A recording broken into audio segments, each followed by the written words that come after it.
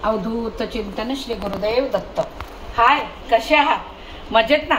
चला तर आज ना मी तुम्हाला पारंपरिक पद्धतीने भाजणीचे वडे कसे तयार करतात ते मी आता तुम्हाला दाखवणार आहे। तर त्याला काय काय साहित्य लागते ते आपण आधी बघूया।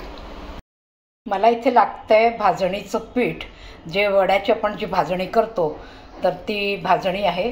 तर हे साधारण 2 कुंड भरून मला हे भाजणीचं पीठ लागणार आहे आणि ते पीठ नंतर आपल्याला ह्या चाळणीतून, बारीक पिठाच्या चाळणीतून चाळून घ्यायचं आहे जरा, म्हणजे कुठे काही असेल तर ते निघून जाईल। आणि त्याला लागणार आहे, हे मला मीठ लागेल आणि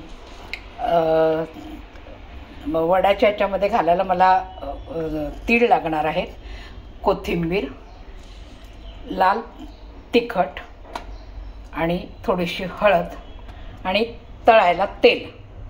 तर चला मग मी आता हे पीठ जे आहे, ही भाजणी आहे, ही चाळून घेते आधी।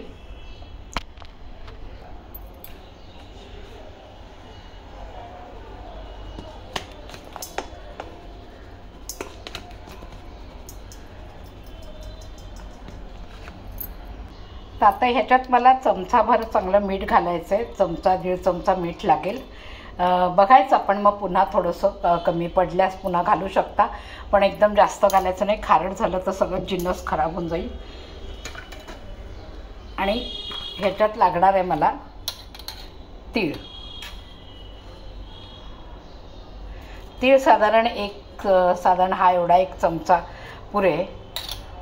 आणि कोथिंबीर घालायची आहे,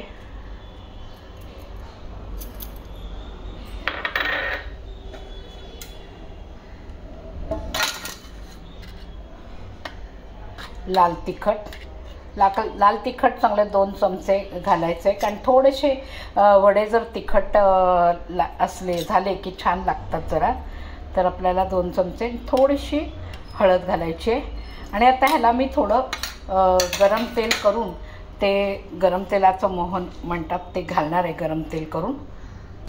तर इथे हे गरम तेल झालं चांगलं की मग आपल्याला ते गरम तेल त्याच्यामध्ये पिठामध्ये आपल्याला घालायचं आहे।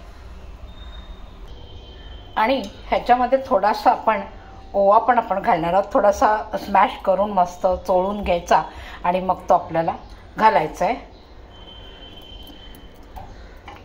तर ओवानी काय होतं, ओवा जरासा दाताखाली आला की छान लागते त्याची चव, म्हणून ओवाही घालावा जरा।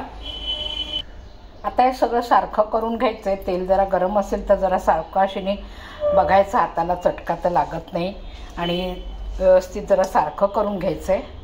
आणि मग आपल्याला थोडं थोडं पाणी घालून ते सगळं मळून घ्यायचं आहे। जसे आपण पिठाची हे करतो, पोळ्यांचं पीठ जसं कणिक आपण भिजवतो त्या पद्धतीनेच हे भिजवायचं आहे।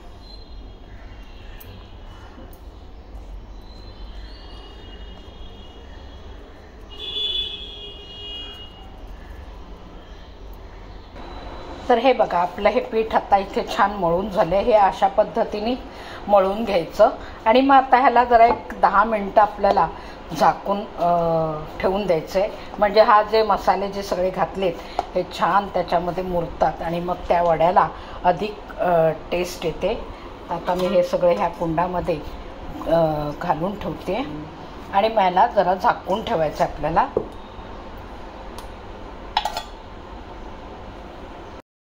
वडे आपल्याला थापायचे तर त्याच्यासाठी आपल्याला प्लास्टिक लागणार आहे। हे प्लास्टिक असं पोलपाटाला आपण लावून घ्यायचं व्यवस्थित, आणि कढई तापवायला ठेवलेली आहे, तर त्याच्यात आपण तेल घालणार आहोत।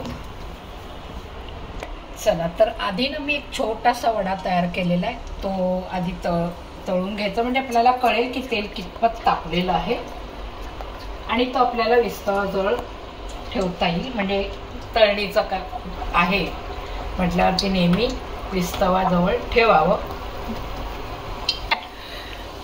कसा मस्त हा वडा बघा, जसं काय आपण तलावात आपण पोहायला जातो ना पाण्यात, तशी तेलाच्या तलावात मस्तपैकी इकडून तिकडून गोल गोल गोल गोल फिरते छान।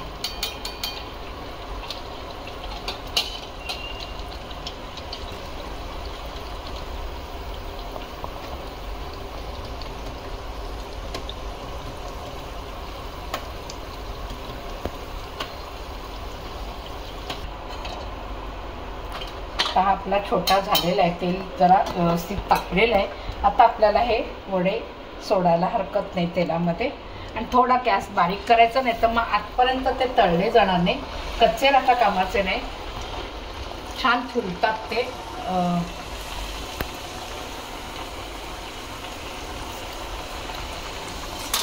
आता मंद आचेवरती छान आपल्याला तळून घ्यायचंय.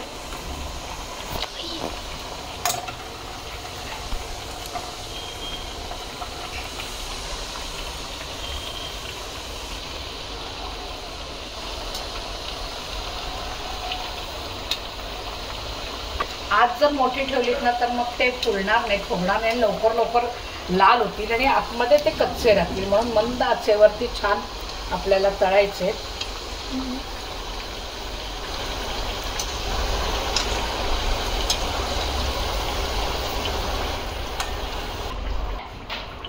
आता हे इतपत असे ब्राऊन झाले, इतके एवढंच व्हायला पाहिजे. आणि मग आपण आता हे काढून घ्यायचे. छान हे फुललेत आता बघा. तर हे बघा, हे आता असे छान फुलतात. थोडे व्यवस्थित असं जरा भाजून घ्यायचं, आपलं तळून घ्यायचं हे. आणि आता ह्याची भाजणी मी कशी तयार केली आहे, त्याच्यासाठी काय काय धान्य लागलेलं आहे, तर ती भाजणीसुद्धा मी कशी तयार करायची ते मी पुढच्या व्हिडिओमध्ये तुम्हाला नक्कीच दाखवीन. त्यासाठी मी कुठल्या कुठल्या धान्यांचा वापर केलेला आहे आणि कशा पद्धतीने ती भाजली गेली आहे, कशा पद्धतीने ती केलेली आहे, तर ह्याचाही व्हिडिओ मी तुम्हाला पुढच्या भागामध्ये मी शेअर नक्की करीन. चला तर बघा, आपले हे भाजणीचे वडे आणि रेडी आहे. त्याला दही लागतं आणि फोडणीची मिरची.